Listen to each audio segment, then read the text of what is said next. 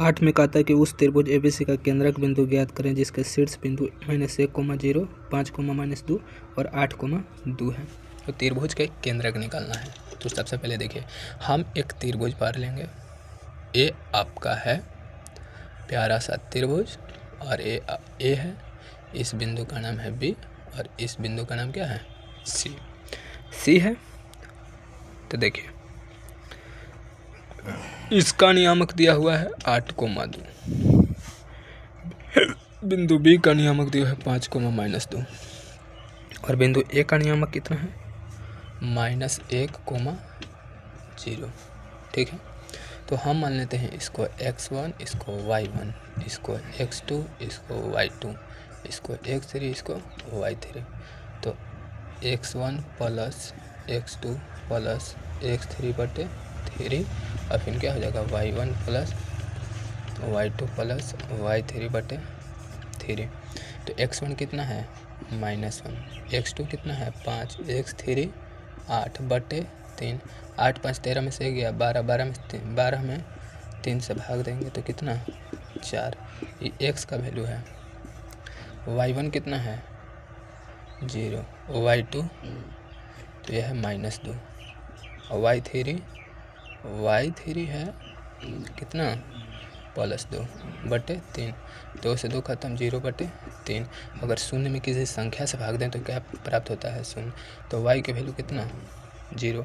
तो x 4, 0 ये त्रिभुज के केंद्रक का नियामक होगा। तो लिखेंगे, क्या लिखेंगे कि केंद्रक नियामक बराबर, केंद्रक के नियामक बराबर नियामक, केंद्रक के नियामक कितना हो गया 4, 0।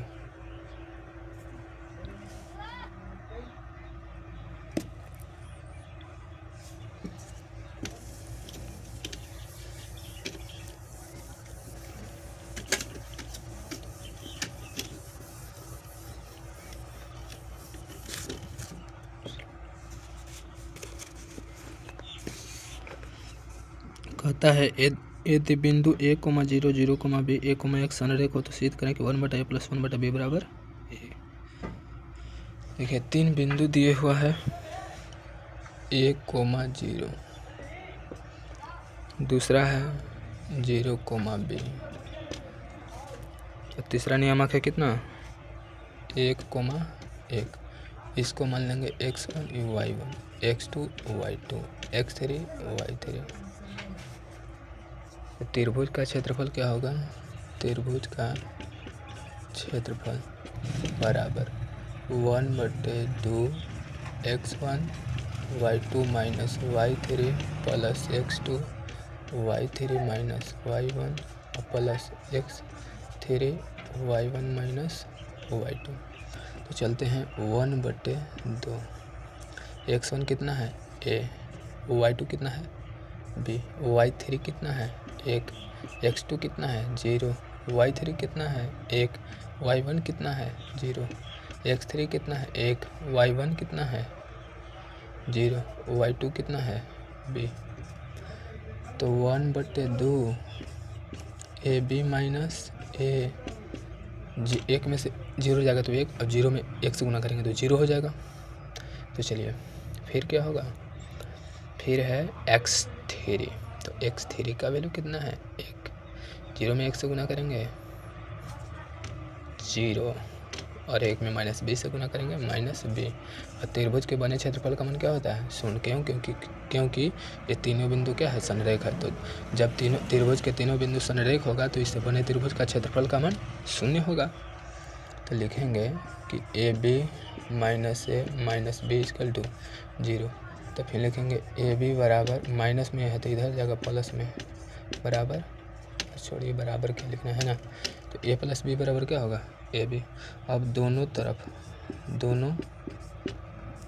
तरफ AB से भाग देने पर, AB से भाग देने पर तो AB में AB से भाग देंगे, फिर a + b में AB से भाग देंगे ए बी से ए बी भाग दिए, एक आ गया, 1/AB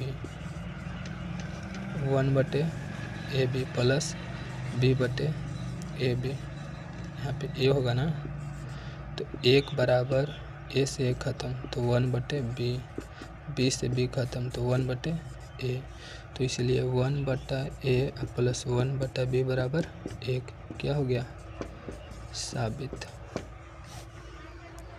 साबित हो गया।